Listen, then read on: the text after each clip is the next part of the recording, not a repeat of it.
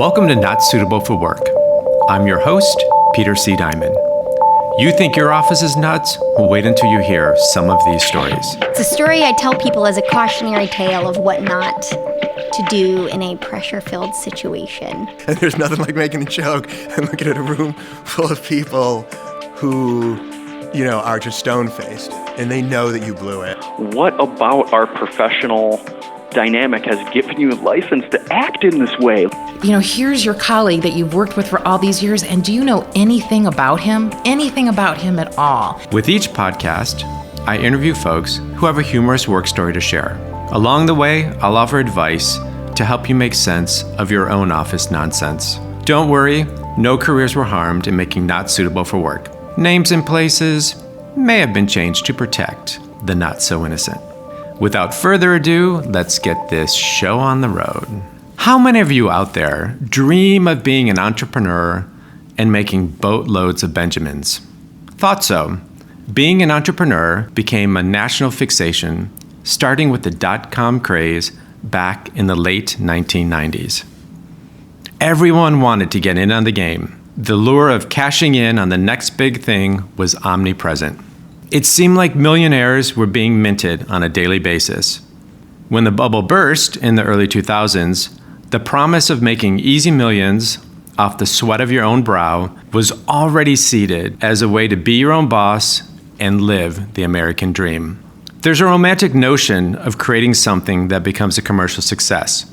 It's the ultimate achievement. So much so, 25 million Americans are starting or running new businesses. Recently, I binged the podcast, How I Built This. These stories of entrepreneurial success are inspirational and they make it seem wildly possible. But that is only the case 18% of the time. What about the other 82%? In this episode, we hear about the challenges from a first-time entrepreneur. So I was in the corporate world and had an itch, and then through friends was introduced to an individual who had an idea for a product in the beverage category, and in a part of the beverage category that I am a fan and sort of heavy consumer of. And it seemed like a really great opportunity. Certainly it was a luxury kind of premier positioning for the product. So there was some glamour associated with it. It was really beautiful packaging. So when I would sort of share it with others, there was always a really positive reaction, at least visually. And then, in addition to that entrepreneurial itch, there was the lure of financial upside. There was the lure of work flexibility. Even though I'm generally a heavy work ethic, tireless worker person, I kind of wanted the ability to do that on my own terms. So he and I were introduced through friends, and like many relationships, went through kind of a quickly paced romance where he and I talked a lot about the business. I kind of informally started doing some consulting and moonlighting for him. I was taking, sick days at work to go to Vegas for a pitch meeting. It was really an exciting time where I was kind of caught up in the broad romance around it. So at this time, and when I met him, so at this point, you're still working though, right? So you still have. I'm still working full time, for a multi-billion-dollar corporation in their marketing department. Several of their products were in the beverage category, fairly close to this product. So there was a little bit of excitement there, of risk that I was, working potentially competitively, although not really, but could be interpreted that way. And so there was a lot of excitement, a lot of romance. The culture that I was in corporate at that point was, if we're using relationship metaphors here, it was not the greatest relationship, one that wasn't really the best fit for me. So this, very glamorous new partner comes along, and it was really interesting to kind of dive in emotionally and intellectually into it. When I met the original founder of this startup opportunity, they kind of had the brand mostly defined. They had a source for the beverage itself. They had a prototype of the bottle. So even though I'm a marketer and ideally would have had a role in defining a lot of that, I had a pattern in my career of, taking some roles where I felt like I could fix the things that were wrong, and I, didn't want to, in an effort to not repeat that pattern again. I thought, well, rather than wait for the opportunity where I really get to my personal thumbprint on the brand, I'm going to be a little less selfish and choose an opportunity that seems like it's really set up for success. Got it. So you were seeing a lot of potential and upside in this idea. Yeah, I was, and it wasn't something that I did in a vacuum either. I had conversations with a lot of people around the idea, a lot of sort of trusted advisors, confidants, sharing the product, sharing the pitch deck, talking through the concept. So felt like I was doing a fairly good job of due diligence into the opportunity, but as we'll get to, there were definitely some blind spots in that due diligence. Got it. All right. Yeah. But right now we're still in the honeymoon phase. Yeah, we're very much in the honeymoon phase. So I moonlighted for a few months, in the evenings, other days here and there.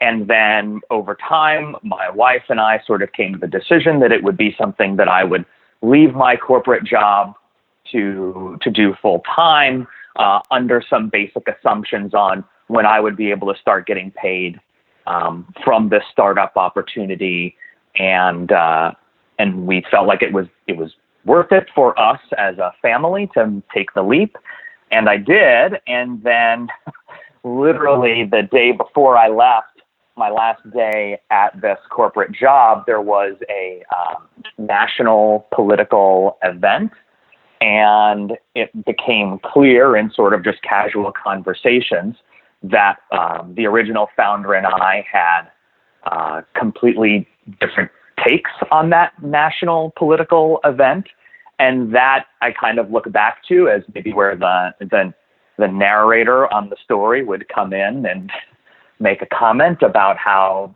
that realization sort of cast a shadow and maybe informed a lot of what became divergent decision making throughout our working relationship.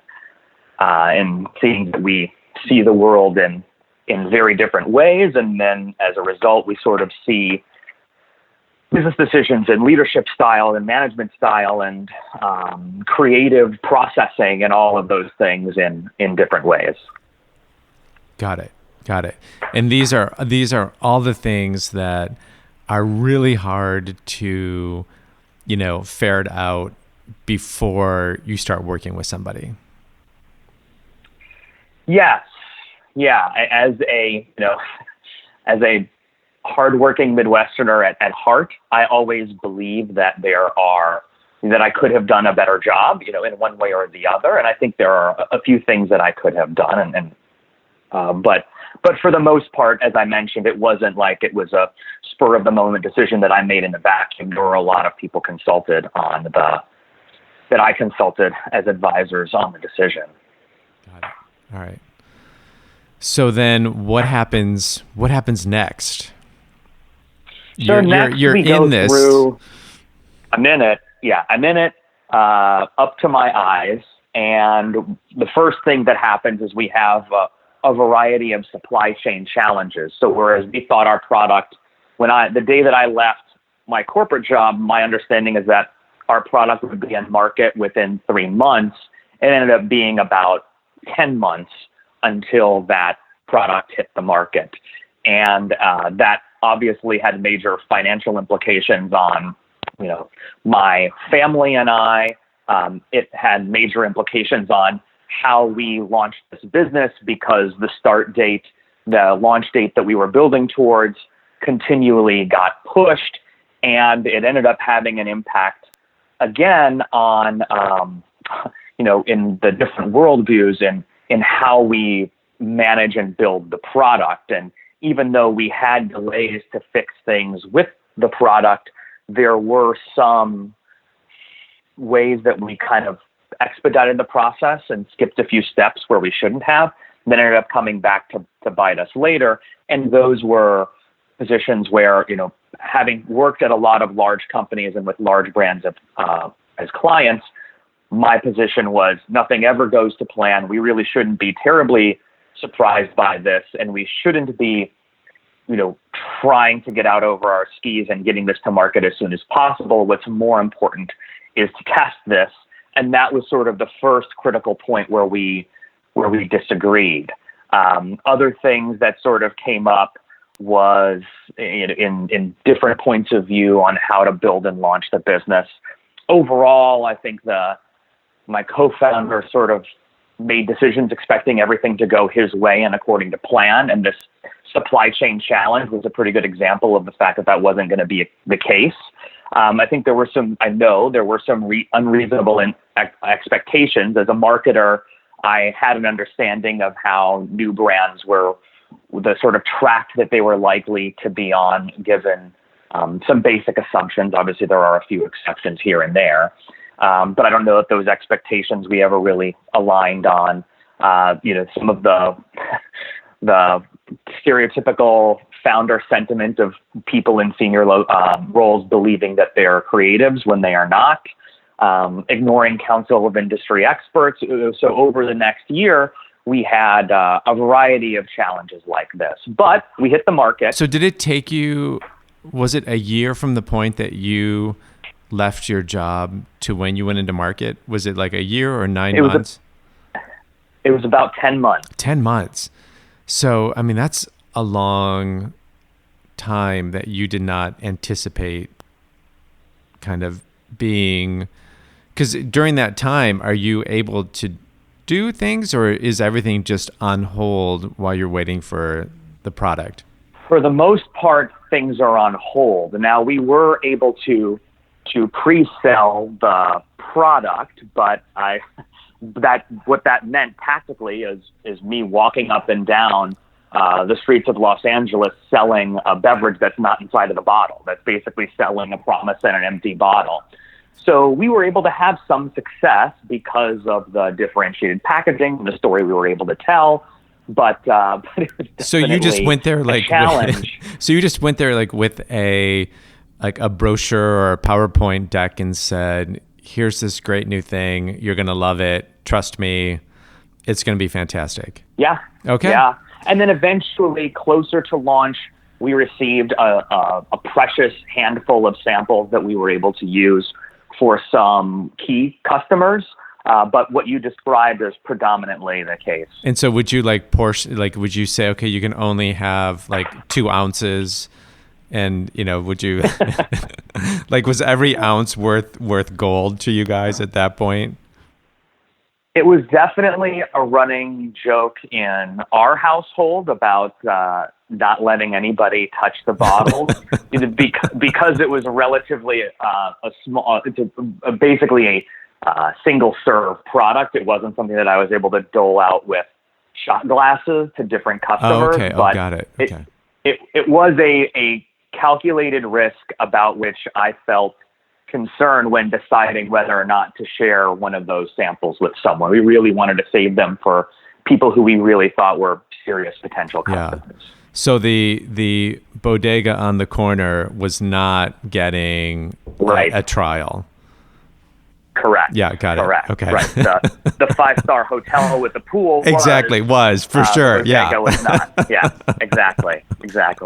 So I was able to do some consulting in this period. That became a bit of a point of tension between my co-founder and I, where, his desire was for me to be spending all of my time on our brand, but as a member of the family, I needed to contribute. So I was able to, and I was very upfront with him before I even left my corporate job about our financial situation, very transparent about that situation. So that was a point of contention as well. Because you're not pulling a salary, right?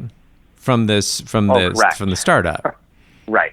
Yes. As most people who are part of a startups don't in the beginning. So it's and to your point is you have a family to also provide for. Right. So that was a bit of stress in my life, in our household, and for him as well. We came into this from different financial positions, but it still wasn't easy on either of us. So then we got the finished product finally.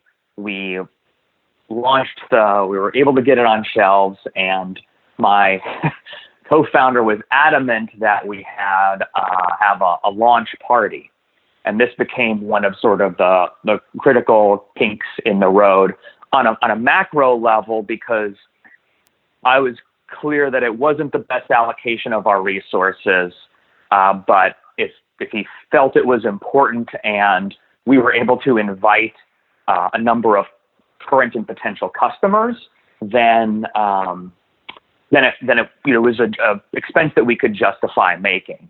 And it wasn't until I showed up at the event, which was a little bit like a time machine, because he was also adamant that it's a white party, and I thought those had ended a good 10 years ago.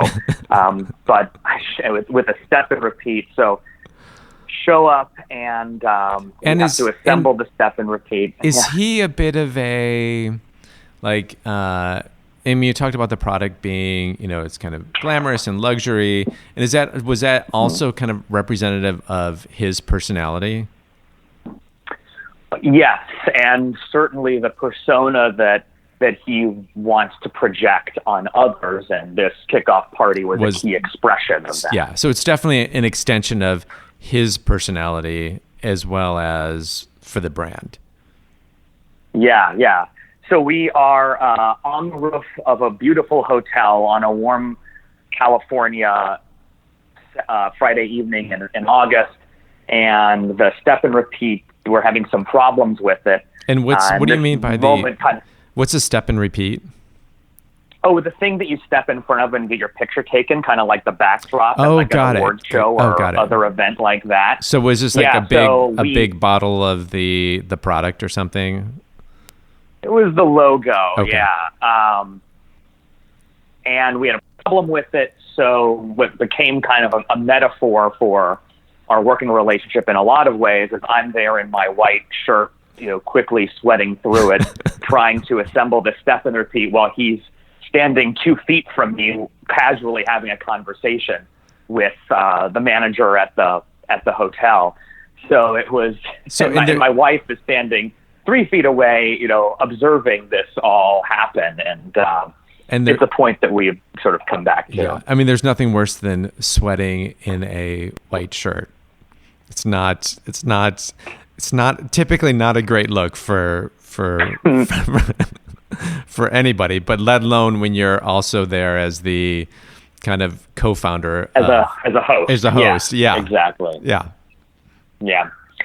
So another, kind of another moment that became a metaphor for a bit of the relationship. So we had some decision-making challenges. We had, I think there's overall who's really, doing a lot of the work, some challenges there. Then we also had creative challenges. So I was adamant because of my, time in the agency world, I'm fortunate to have a lot of relationships with very talented creatives and writers, and really wanted those individuals to do the copy for our social media and other channels, but in a very kind of stereotypical way. The founder and his wife wanted to do it, which resulted a bit in copy that sounds sort of like a 30s gangster, like, hey there, we'll put a swing in your step and a snap in your smile. So, some of these things we tried to have some humor about, and some of these things were challenges. So ultimately, we kind of persevered through the rest of the year. But as I foreshadowed a bit earlier, what became apparent is that we had some flaws within our products, and fortunately, we were able to, without cracking the bottles, be able to identify what those flaws were, but it basically left us in a situation of having to go through manually, literally tens of thousands of bottles and review them individually to ensure that we could pull out the ones that had these flaws. So it was with the bottles, not necessarily with the product inside. Correct. Okay. Correct. And when in kind of connecting the dots here, when we would talk about the problem and why it happened, never did it really occur to my co-founder that our failure to properly test these in the first place could be a contributing factor to them. But also, his take was, well, thankfully the additional 300,000 bottles that we had ordered that we don't have the money to fill with the product, we're able to leave them in a warehouse and haven't filled them yet, not necessarily taking the perspective of, well, if we wouldn't have allocated the money to assemble these empty bottles, then we'd have that money to market the product, to pay ourselves, to help build the business, to invest in other activities that are really going to help us drive. So it was really just a completely different perspective on kind of business issues. So at one point you had 300,000 empty bottles in a warehouse. Yes, in addition to having thousands of filled bottles that were flawed, okay, that we had to just completely discard. Got it. Okay. Yeah. Yeah. And then I just have this image of you like in this like some random warehouse, like looking at inspecting each bottle to make sure it is not flawed. Is that? Yeah, my Spanish is a lot better than it was at the beginning of the summer because most of the people working in the warehouse didn't speak English. But so there was the upside to it. But yes, what you were picturing is pretty accurate. Got it. Pallets and cases and stacks and stacks. This is the glamour side of being an entrepreneur. Yeah. Exactly. Is this everything that you thought it would be so far when you? Yeah, it wasn't sweating through my white shirt at the launch party. It was really pressing on tens of thousands of bottle caps and still having scars for blisters on the top of my thumb from doing it over and over again months later. But yes. So ultimately, we had a lot of wins. When I talk to people about this experience, what I'll normally say, it was everything you want, because we did have a lot of wins. The brand is still in continuation today and hopefully will continue to grow.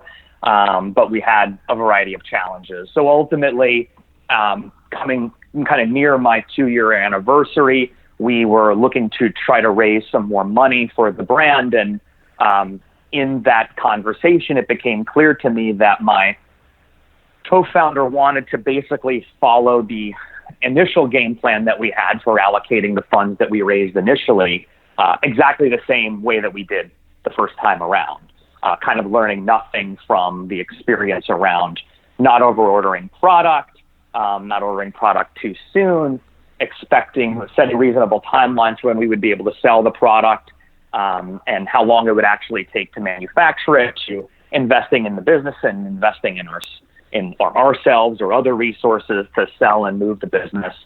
And at that point, and conveniently, it was somewhat timed with when I fully vested in my equity, it was clear that I needed to kind of step away and wish the company the best and find something new for myself.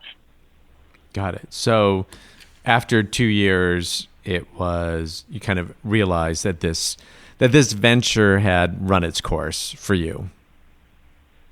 Yeah. Yes, it had been a good run, a lot of lessons learned, some really high highs, and ultimately, though, enough of that relationship and experience, and I was ready to move on. So what were some of those lessons? What are things that you would pass on to others who maybe have an entrepreneurial itch but haven't quite made the leap yet? What would you say to them? Yeah, I mean, I think there are a few key ones. One is certainly being cautious about being caught in that romance at the beginning. You kind of called out that it is very common for people to begin earning, no or significantly reduced salaries at at very small companies, at startups. But if I had to do it over, I think I would have realized that there probably aren't that many people lining up to forego, or maybe there are fewer people than I would have thought, willing to forego salaries and benefits and stability for startup experiences. So if I had to do it over, I would have been a little bit more maybe bullish in my negotiation about when I leave and the kind of situation, at what stage I was stepping into. So certainly the romance, certainly negotiating from a bit more of a place of leverage as an experienced professional, and understanding that you're probably not competing with that many people for these opportunities. One of the benefits, aside from stability and all the things that you'd expect, but when going through the kind of investigative and interviewing process with a company, the benefit of bigger locations is that you get to corroborate information and sentiment among multiple parties. In this case, it was one-on-one with my co-founder and his wife occasionally. So there weren't really multiple pieces of data to piece together to gather a judgment on the opportunity and what it could be and what the situation would actually be like. So that's something, as I am chatting now, going through the process again, that I'm appreciating about that aspect. Yeah, because you only have really one person's point of view on it, who is the kind of the original, first founder, if you will. Right, and I'm not even necessarily, making any. I don't want to sound like I'm suggesting there's a truth issue, but there is certainly a perspective issue.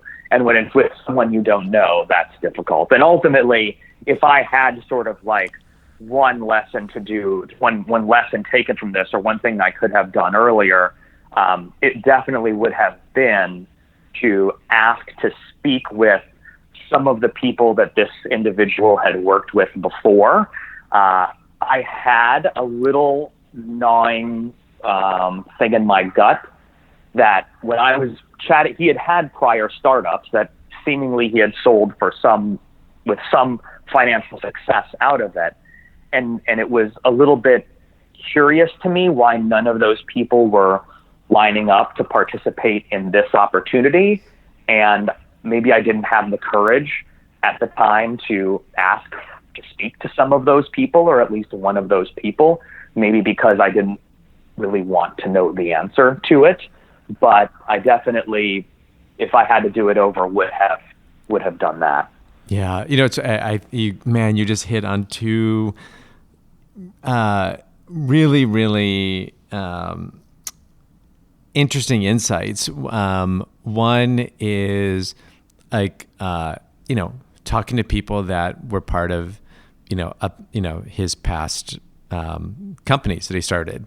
Because I think it's really interesting. Like, why did no one else? You would think other people would want to be part of, future successes. If this individual, if they were having a good experience and there was financial gain, and of course, I think you would follow them, or at least some would.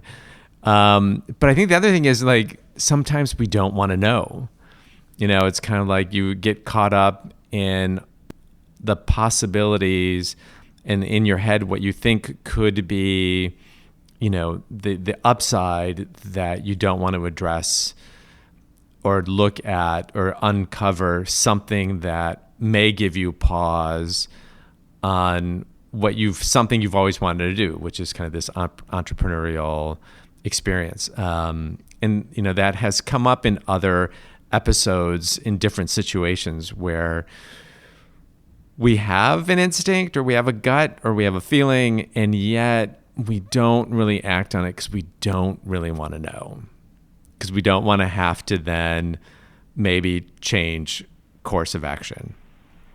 Now that was definitely captures, my state at that moment. And now, how has this impacted your entrepreneurial kind of itch, if you will? What I would say is it's still a part of who I am. The desire to have variety in my life, control over kind of what I do and where and when, the kind of ownership and autonomy in what I do.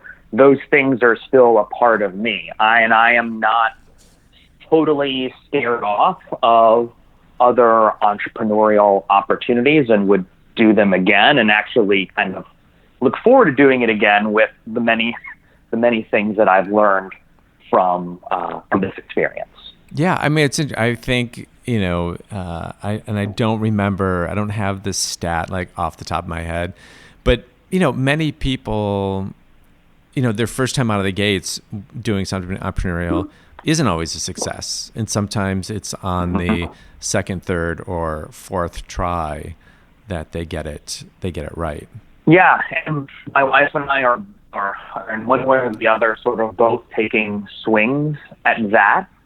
So, having come from an advertising background and seeing how that world has changed, that industry has changed over time, that was where part of where I had my career before. We're just both sort of on the same page that the historically sort of steady path of upward growth within an organization is just not going to happen for either of us. She's not in the advertising field, and that we need to find other ways to kind of, grow our career and our, financial situations over time. And for all of the flaws and challenges, that it's still probably a safer bet to just take a lot of swings at the bat in the startup world than expect that we're going to find, organizations to be at for just a steady climb upwards over time. Yeah. Well, I hope that we can have you back on to share a entrepreneurial success story. I hope so as well. Thank you. Thanks so much for being on Not Suitable for Work. Great. Thank you. I always had the dream of striking out on my own. Over 7 years ago, that became my reality when I launched my executive coaching practice. It's been a tremendous growth experience. I've had the freedom to be creative and dabble in some different things. I've published a book and launched this podcast. While I wouldn't classify myself as an entrepreneur, I am my own boss, which means I reap the rewards, shoulder the risk, and make every decision. Speaking of making every decision, the one thing I didn't expect is decision-making fatigue. Being able to make your own decisions and not have to worry about others' opinions sounds great from afar. In reality, it's exhausting. I wish there was an app that could outsource my decisions. Sounds like an opportunity for an entrepreneur. Thank you for listening to Not Suitable for Work. If you haven't, take a quick second to subscribe, rate, and review on Apple Podcast or wherever you get your podcast. If you want more Not Suitable for Work or have a work story to share, be sure to follow us on Facebook at Not Suitable for Work. You can find us on Apple Podcast or wherever you find your podcast. If you have a question you want answered on a future episode, message me on Twitter at Peter C. Diamond. Not Suitable for Work is produced by Matt Cunningham at Truthful Enthusiasm. Get your story online with truthfulenthusiasm.com. Until next time.